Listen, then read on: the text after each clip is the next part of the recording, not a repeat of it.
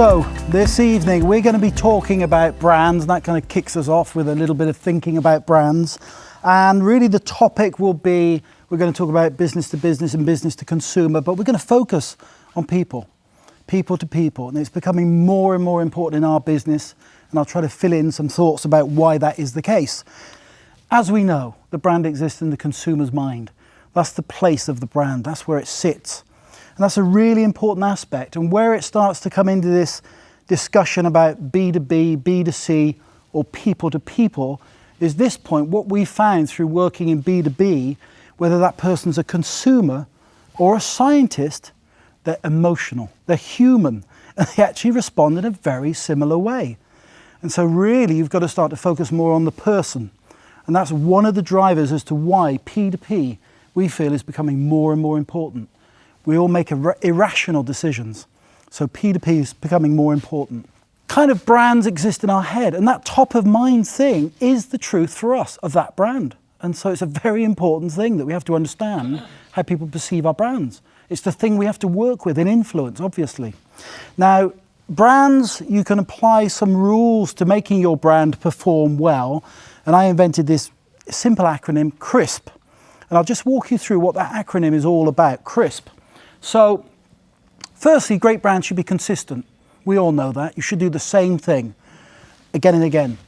They should be relevant. If it's not relevant, the audience won't get it and it doesn't make sense. So it should be relevant to what you do.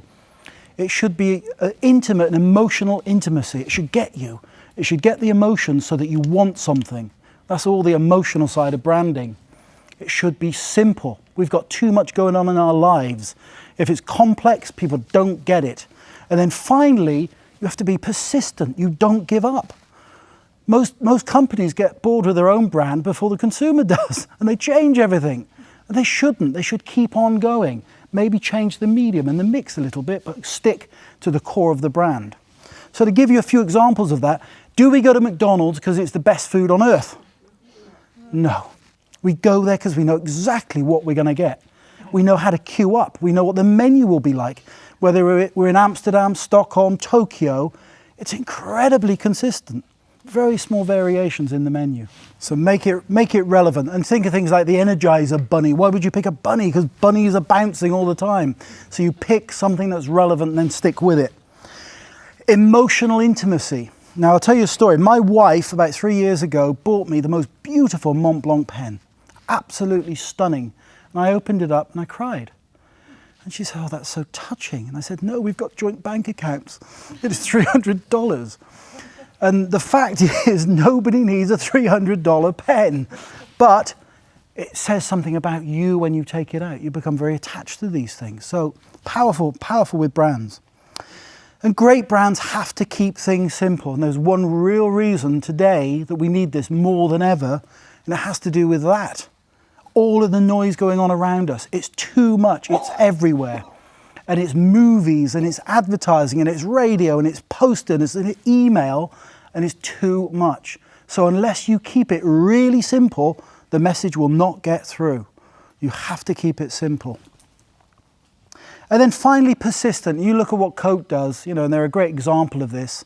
They don't change much. They just put the bottle in a different hand. And these ads are 70 years apart. So they just keep the message the same and keep it very, very persistent.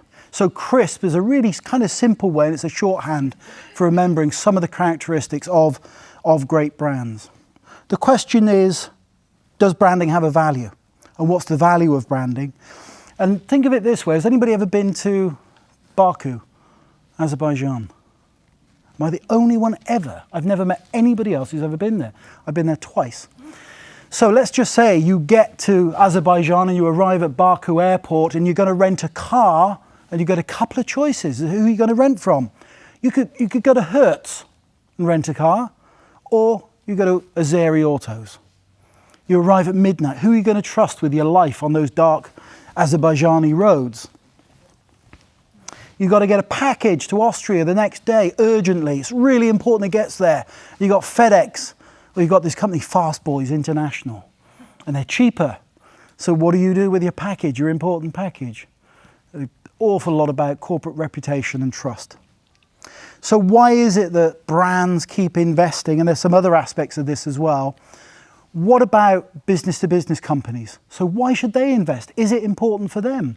I was running a workshop, and this is just about a month ago, with a life science technology brand, and we asked them that question. So why should you spend money doing this? Is it important?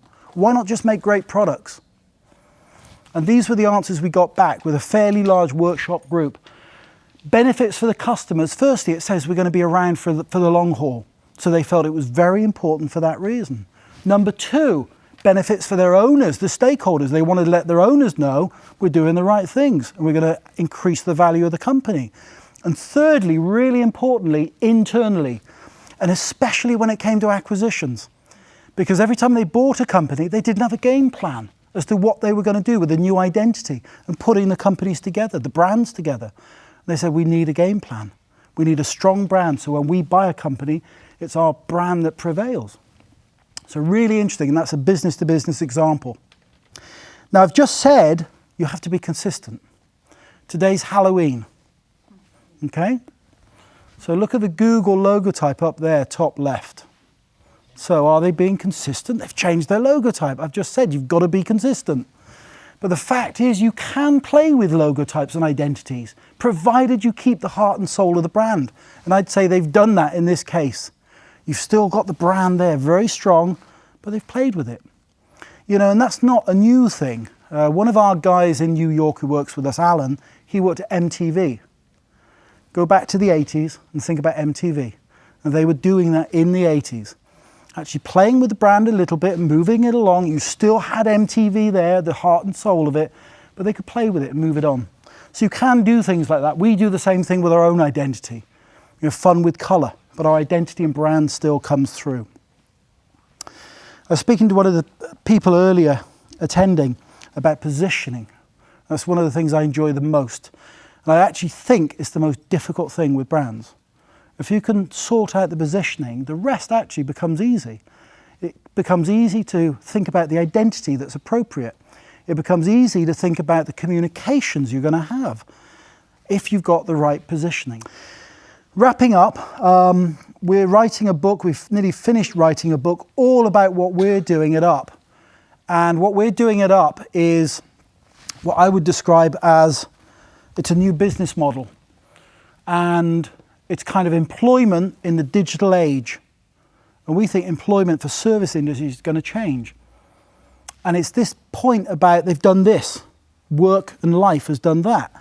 And so nowadays you check your YouTube channel and Facebook at 10 in the morning and you do your emails at 10 at night. So when are you working? Life has done that and merged, and we think that's going to change life. So we're in this space of what we call e-ployment. And that's really a large part of what our model is all about. Okay, finally, who's in marketing? Here, who works in marketing?